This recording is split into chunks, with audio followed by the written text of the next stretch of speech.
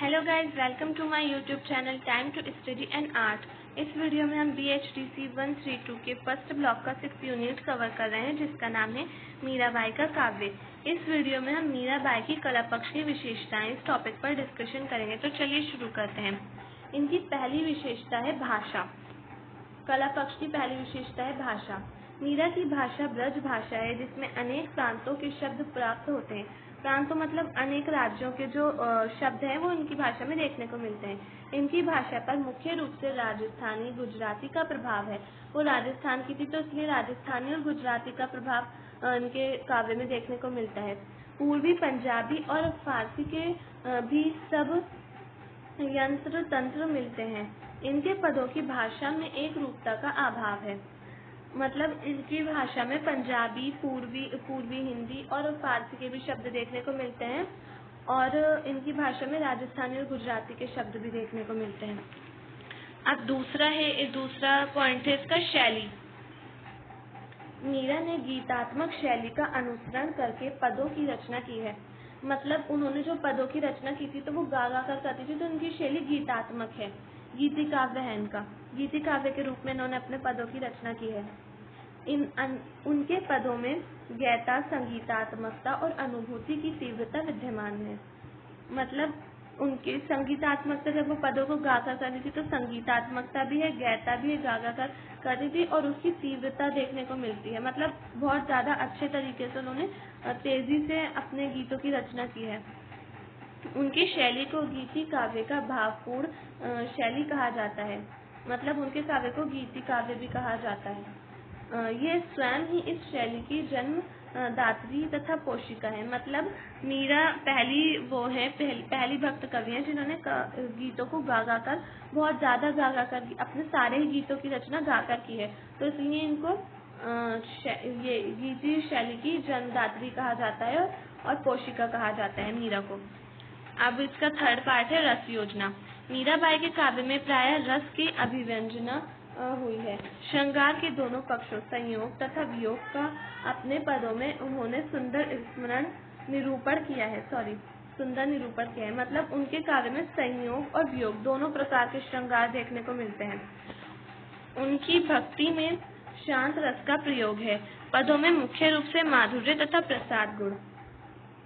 शांत रस का प्रयोग उनके पदों में किया गया है, और माधुर्य, जो मैंने इससे पहले वाली वीडियो में बताया, माधुर्य भाव की भक्ति इनके और प्रसाद गुण देखने को मिलता है। अगर आपने पहले वाली वीडियोस नहीं देखी तो प्लीज़ वो भी देखिए, ये आपको ज़्यादा अच्छे से समझ आ जाएगा। मैंने इसमें ज़्यादा डिटेल से नहीं बताया। अलंकार विधान। अब इसका फोर्थ पार्ट है अलंकार विधान। तो उनके काव्य में किस किस अलंकारों का उन्होंने प्रयोग किया है। मीरा के काव्य का सृजन अलंकार निरूपण की दृष्टि से नहीं हुआ है, फिर भी उनके पदों में उपमा, रूपक, उत्प्रेक्षा आदि अलंकार स्वाभाविक रीति से आए हैं।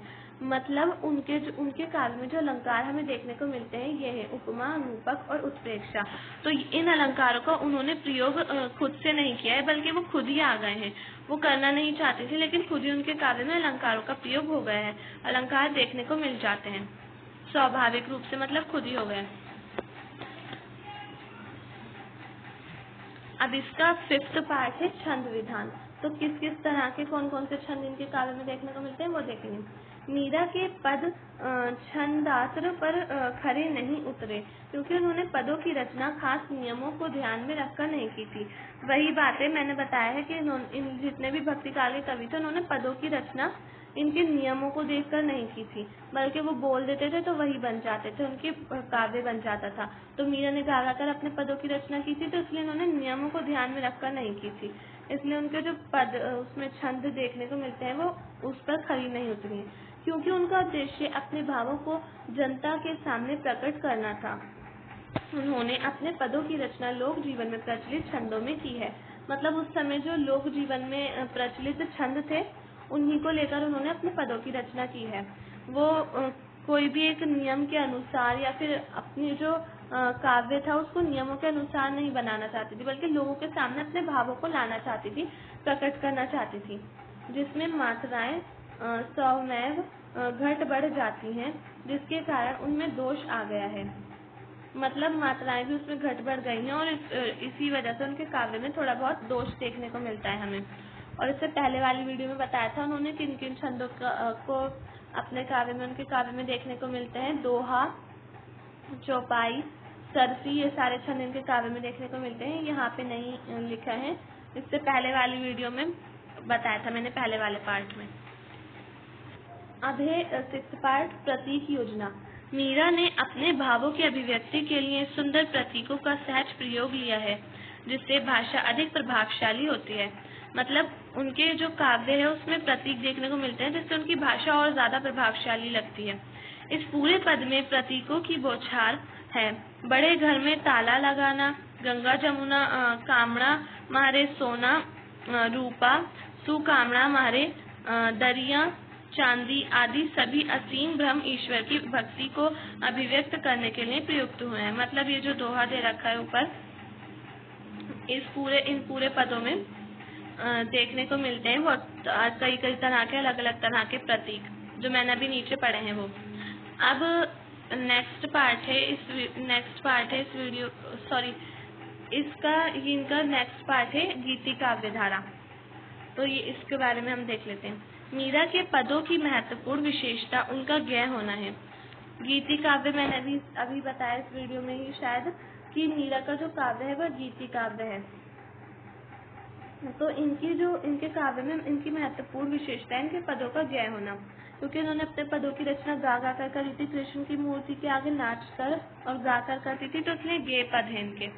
मीरा के पद में लयबद्ध है, जो खुद ही गीत जैसे लगते हैं। मतलब उनके पदों में लय है, एक होती है ना लय बनाते हैं, तो वही है उनके पदों में, इसलिए वो गीत जैसे लगते हैं, जिससे मीरा का काव्य गीति काव्य लगता है। जिस कविता या रचना को गाया जा सके उसे गीति काव्य कहते हैं। अब आपको समझ आ गया होगा गीति काव्य किसे कहते हैं। गीति काव्य की विशेषताएं, तो गीति काव्य की विशेषताएं मैं एक एक करके पढ़ूंगी। पहली विशेषता है इसकी संगीतात्मकता। गीति काव्य में संगीतात्मकता होती है, क्योंकि वो गाकर उसकी रचना होती है, तो वो संगीतात्मकता होती है उसमें। सरलता व सहजता, सरल होता है वो और सहज होता है। संक्षिप्तता होती है उसमें, सहज प्रेरणा होती है, लोगों को प्रेरणा देते हैं लोग, जो गीति काव्य होता है उसके द्वारा लोगों को प्रेरणा दी जाती है। तीव्र भावान्विति, मतलब उसमें भाव जो होते हैं वो बहुत तीव्र होते हैं। अब आत्म अभिव्यक्ति, लोग गीति काव्य के द्वारा अपने जो आत्म अभिव्यक्ति अपने बारे में लोगों को बताते हैं, तो इसमें आत्म अभिव्यक्ति की अनुभूति होती है। कोमल शिल्प, कोमल शिल्प होता है जब लोग गाकर उसकी रचना करेंगे तो वो कोमल शिल्प में आ जाता है। मीरा के काव्य में गीति काव्य के सभी तत्व हैं। मीरा के एक पद में संस्कृत कवि जयदेव की गीत गोविंद की श्रेष्ठता दिखाई देती है। गीत गोविंद जो हैं वो संस्कृत के कवि हैं, जयदेव गीत गोविंद।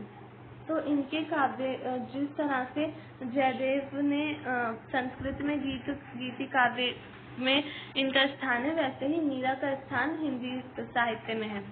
मीरा के सभी पद किसी न किसी राग पर आधारित हैं। विद्यापति के गीतों की मधुरता मीरा के पदों पर भी दिखाई देती है। मतलब विद्यापति भी जो है इन्होंने भी गीतों अपने काव्य की रचना गीति काव्य के रूप में की है, तो इसलिए मीरा के पद जो है वो इनके काव्य के पर आधारित दिखाई देते हैं।